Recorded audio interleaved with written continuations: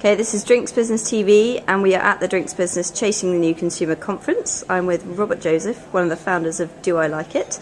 And can you tell me a little bit about what you were talking about this morning? Well, I was actually perhaps maybe bucking the trend a little bit because I was questioning whether there is such a thing as a new consumer. I think in America, funnily enough, there is. I think what they call the millennials are a very different group of people, and they're behaving differently and so on. In Britain, I'm not sure in wine specifically that that's true. I think in spirits it may be. But what I think we've got is the same consumers that we need to talk to in a different way. So that was one of the things I was looking at. And when I say talk to, I think communicate with, which means listening to them as well as talking to them. Okay, so what should brands be doing in order to talk to them better and communicate and get more from them? Well, I think it works on a number of levels. And I started off by saying that I think the UK market, certainly in wine, is dysfunctional. The fact that as much wine as there is discounted on an extraordinary yo-yo fashion of being £9 one week, £4.50 the next, back to £9. Consumers have no idea what the wine is worth, and that I think is a very unhealthy place to be. And in terms of packaging, I think one of the big mistakes we make is we put cheap wine in the same sort of package as expensive wine. A Bordeaux bottle, a Bordeaux-shaped bottle is going to be very similar for the £4 bottle as for the £100 bottle. And that isn't really giving a very good reason to the consumer to trade up.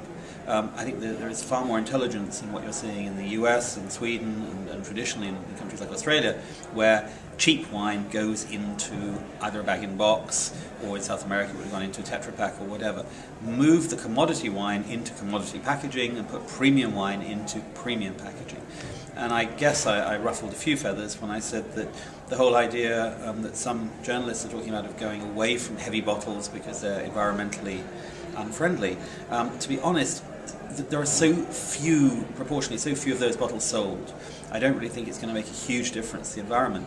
But for some people, actually paying a little bit more and getting a really nice heavy bottle for a Saturday night, that's part of the experience for them.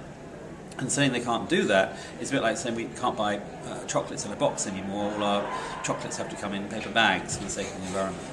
So expensive packaging and kind of luxury perception are inextricably linked?